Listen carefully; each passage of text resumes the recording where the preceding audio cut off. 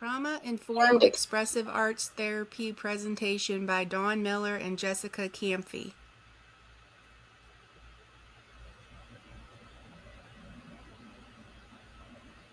Of the treatment model. The author and originator, it was founded in 1970s and 80s.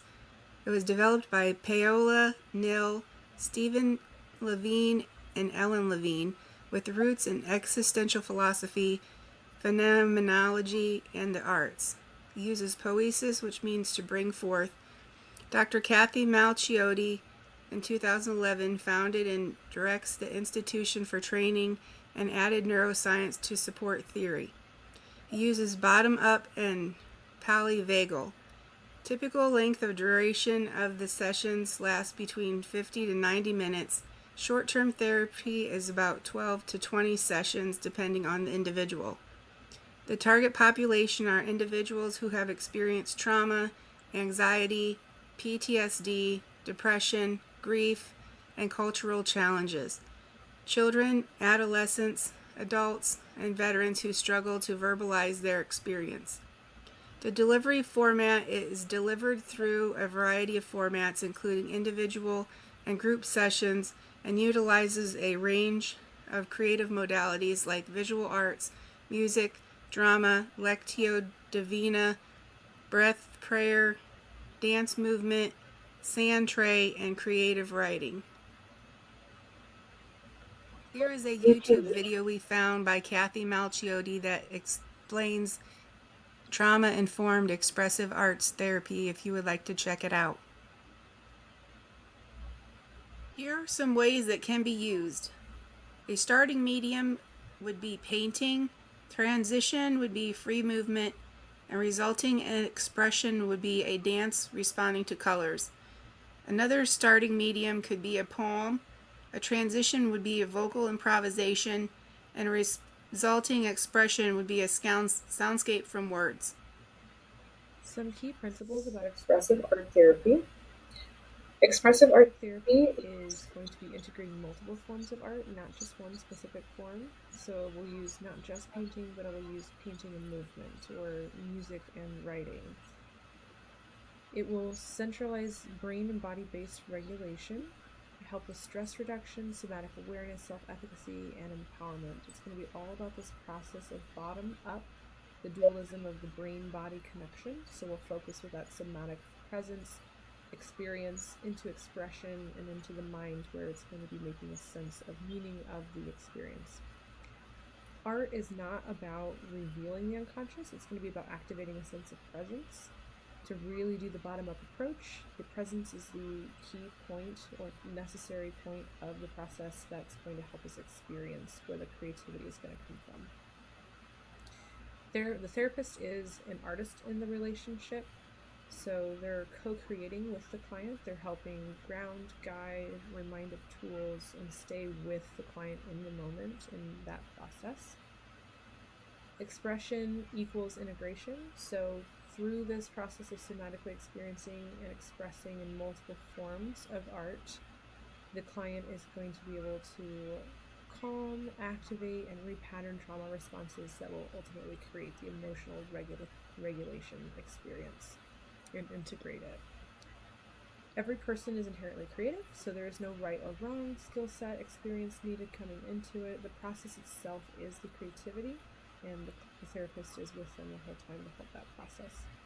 So the session format, we're going to do engagement and safety, really grounding, getting into that moment, and then exploring it, decentering, seeing where it takes them, and then coming back to make meaning of it, and then overall integrate and reflect. What does this mean to me? What's the masterpiece revealing for them? For this next slide, I'm going to demonstrate with a role play. I'm going to start a 5-minute song that will guide us through a sense of presence, a meditative space. The instruction for this is to allow your body to be soothed and inspired to move freely. So whether that is the face and chest want to expand up and out, or curl down and in to go side to side, if the spine wants to rotate, if the arms want to come up or down, if the legs want to be able to stretch out and move around. The best thing is to maybe start in a seated position with the eyes closed to really set with a sense of presence. And as you start to feel a sense to move more, you can open your eyes for the sense of safety to make sure you're not going to run into anything around you, but to really let the music kind of take you into a space and to move around and see kind of what shows up for you. And then at the end, we're going to go through a little journal process. So make sure you have something to write with, and we'll go through kind of the experience afterwards. And there is no right or wrong.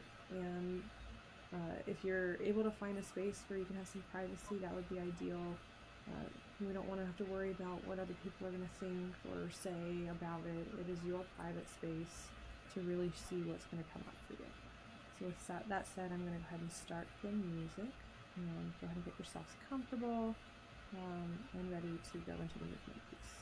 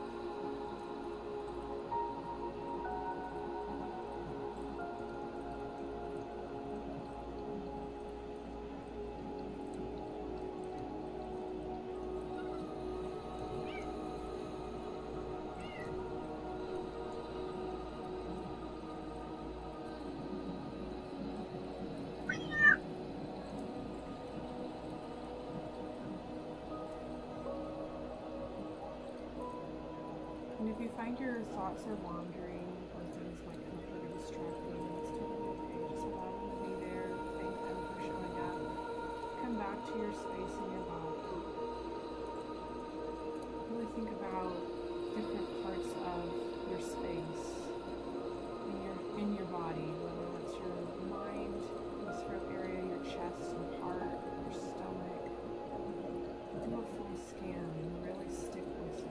It's okay if your mind slips away, but come back to it. Come back to your breath. And keep going into wherever that movement is showing up for you, wherever it wants to take you.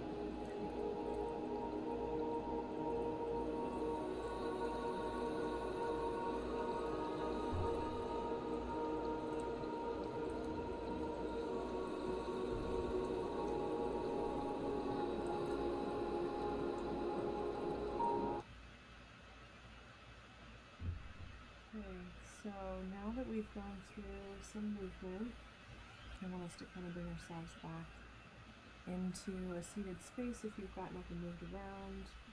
So you can grab your journal and start some writing. We go through 3 different prompts. So again, holding into that space of presence of what you're experiencing, what's showing up for you.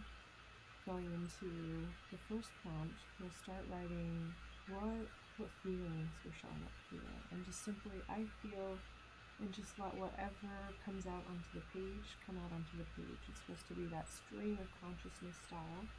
There's no right or wrong.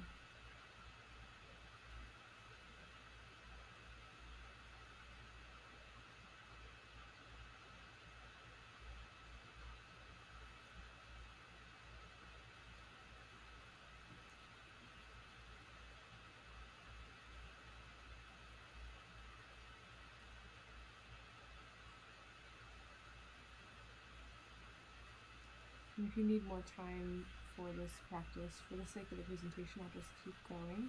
But feel free to pause so you can practice and have more space to express here. And we'll go into I notice prompt and then share, and again, stream of consciousness, no right or wrong. What were you noticing coming up for yourself?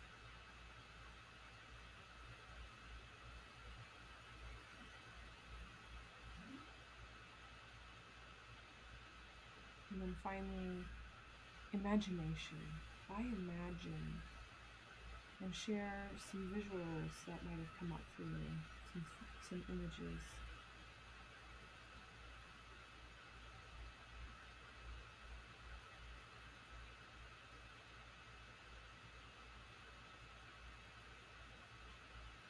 And so then to wrap up the role play, this experience would then transition into the integrated reflection portion of how do we now share what has come up for us. So if this were a group or in an individual session, the therapist might redirect and say, okay, let's kind of reflect back on our experiences and invite people to share, and then go through a process that way to bring it full circle of what the experience was like, and to open that space up to anybody who would want to share. Here's another example of a role play. This is about inner place of stillness. You can read through the directions of this one and try this one on your own as well. There are many more resources available, and I will share that with you on the next slide for resources. Here are some resources for further learning. Dr. Malchiotti has 20 plus books. Some of them are free in the HU library or as a PDF online. I try to post some of those in our references slide if you're interested. Peer review articles. A lot of the foundation of her theory is in neuroscience. So it's going to be talking about vagal nerve, somatic processing, and bottom-up therapies. I don't have any that are specifically listed for expressive arts therapy, but there are a couple that I did find that talk about her process and where that came from. Their professional website is the aida.org, and I posted a link for that if you want to check out their main website. They also have a virtual conference that's coming up on August 1st and 2nd. It is a 24-hour virtual conference, and I posted the prices for students, non-member, member, and then the category 1 and 2 options. And then there's also her training organization if you're interested in further training. Thank you for your time and attention to learn about expressive arts therapy today. Here is a list of our resources that if you'd like to, you can look further into some of the information and continue learning. I hope that this information has been helpful.